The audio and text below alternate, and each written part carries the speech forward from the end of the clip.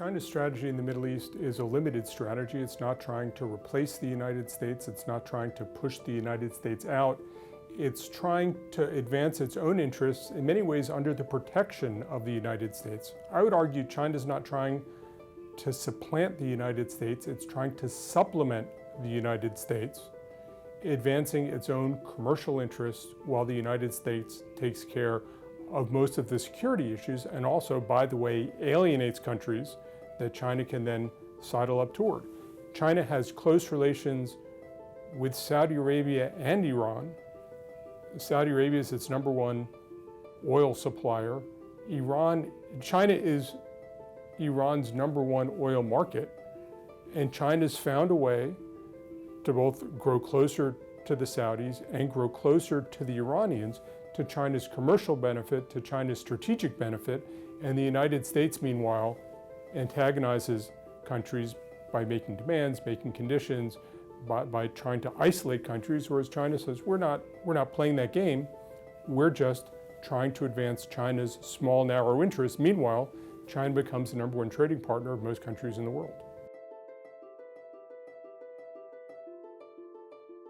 I don't think China wants to fill a U.S. vacuum in the region. China is really concerned with getting overextended militarily. I don't think China thinks that it's necessary to have a large military footprint to advance their economic interests. In many ways, if the first imperialism involved armies, and the second imperialism was the sort of rules-based international order that the U.S. helped give birth to after World War II, Chinese-style imperialism is more like mercantilism, where they just send out the traders, they build the government relationships. They don't have a big military footprint. They don't try to shape societies. They're just trying to build commercial relationships that advance Chinese interests. And the reality is many Middle Eastern countries welcome that much more than they welcome U.S. engagement, because Chinese engagement doesn't threaten the political order. It doesn't threaten the social order. The countries want to do what they think China's done, which is grow the economy without fundamentally changing the way the country works, without fundamentally changing the government. For governments, growing the economy without changing the government is an attractive prospect. How well that will work, whether it will work better than the U.S. model. I mean, the U.S. has been trying to do economic development in many places around the world for more than a half century. And there have been some success stories, but there have been a lot of countries where the U.S. has been pouring hundreds of millions of dollars and hundreds of millions of dollars, and the countries still suffer from tremendous poverty.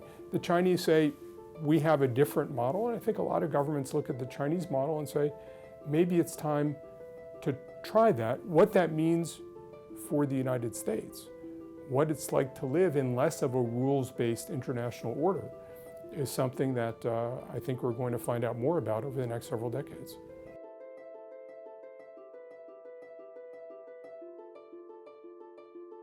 The U.S. believes that economic development and liberalization and democratization and social development are all part of one big package. You can't disentangle them.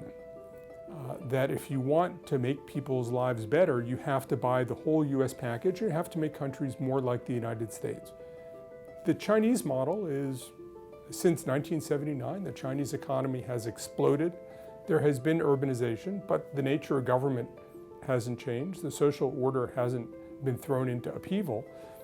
And for governments in particular that are looking at their own futures, the idea that they can advance their interests and advance the population's interests without throwing everything into turmoil is a very attractive idea, especially in the Arab world.